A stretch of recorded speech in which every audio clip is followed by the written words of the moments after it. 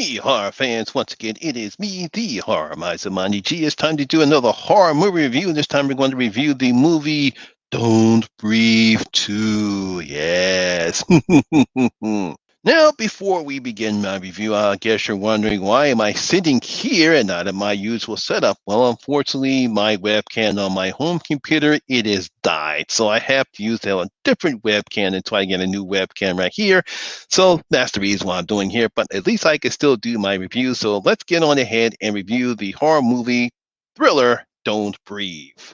Now, Don't Breathe 2 is a 2021 American horror thriller film. It was directed by Rodo Sanegas. I believe that's how you pronounce his name. It was written by him and Fred Alvarez, who actually directed the first movie. Now, the film stars Stephen Lang, Brendan Saxon III, and Madeline Grace. Now, in this one, set years following the events in the first film, Norman tries to live a quiet solace until his past sins catch up to him. Can't avoid the past, Norman. Now, as I stated in my review of the 2019 horror film Blind, was produced by my good friend Ivan the Movie Void. He's also a YouTuber. There was a new type of subgenre in horror films. Basically involves the victim or people in the setting that have one of their five senses taken away from them, whether it's sight, sound, or both. Basically sight and sound, but at least one of the five senses are taken from them. Now, in Blind, the victim was blind while being stalked by a crazed fan. In the 2016 slasher film Hush, the protagonist Maggie was deaf, and she also lost her ability to speak while she was also attacked by a villain in that particular film. Now, other movies such as A Quiet Place, Bird Box, and The Silence all deal with people having to survive without using their senses. And mostly all those, I think Bird Box was they couldn't see, so they had to be blind. And of course, in A Quiet Place and The Silence, they have to not make a whole bunch of noise. Now, in 2016, film director Freddy Alvarez, who did the Evil Dead remake, and his writing partner Rodo Sanegas gave us the horror thriller film Don't Breathe. Now, in that film, it's the antagonist, Gulf War veteran Norman Nordstrom. He's blind, but he's far from helpless as the people who break into his house find that out the hard way. It was a very tight, tense thriller film. Obviously, we know what happened in that particular film, but everyone enjoyed it. And the film was a success, made over $150 million worldwide. But I believe it was on a $600 or $900 budget. So it'll be no surprise that a sequel will be made. And this one, a sequel will be made about the blind man. And here we are with Don't Breathe 2. Now, this is set several years later. Norman and his daughter, Phoenix, are living a quiet life in the suburbs of Detroit. However, bad things happen when a group of thugs invade Norman's house in an attempt to kidnap Phoenix. Why do they want to do that? I saw the trailer and looking at this film, it's quite obvious that Freddie and Roldo wanted to make Norman to be a more sympathetic character, and I believe that's the differences between the first one and this film. He still does have the gruff exterior. He can be stubborn at times, but unlike in the first movie, you can see that he really cares what happens to Phoenix. It looks like this is his second chance. Now, this means the film doesn't have the tension and suspense that the first movie had. It does have its moments, especially when the thugs or the bad guys arrive.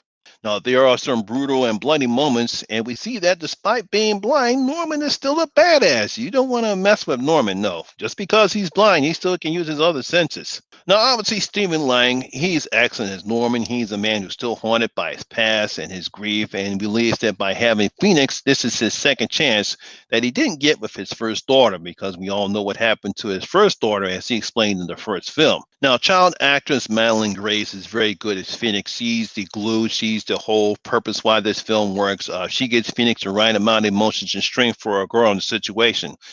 She's a very good actress because with child actresses, they can either be pretty good or they can be pretty annoying. But she's pretty good as Grace. She does things that she knows she shouldn't have to do as a child. She also has some of the tendencies that a child of her age should have. She wants to have friends. She wants to be able to go to school. She wants to be able to do what child has. But unfortunately, she's put in a situation where she has to do grown-up things, and Madeline Grace is very good in displaying that in Phoenix. She also has great chemistry and Steven, and despite the fact you'll probably guess the truth about her, you enjoy the father-daughter dynamic that they have together. Now, there's really no character development with the thugs that invade the house like we had in the first film. We get some great, obviously, Janet Levy and her companions. They have reasons why they were doing what they were doing. We get to see them, and we kind of feel a bit sorry for them, especially Janet Levy's character, because what she had to do in order to help her and her sister. In this one, we really don't care about the thugs at all. We know that they're bad guys. However, we do get a couple of twists involving the main bad guy. I think his name is Raylan, and the film and his motivations, but they're kind of typically cliche. And obviously, when we learn further on in the film, yeah, they're pretty bad people.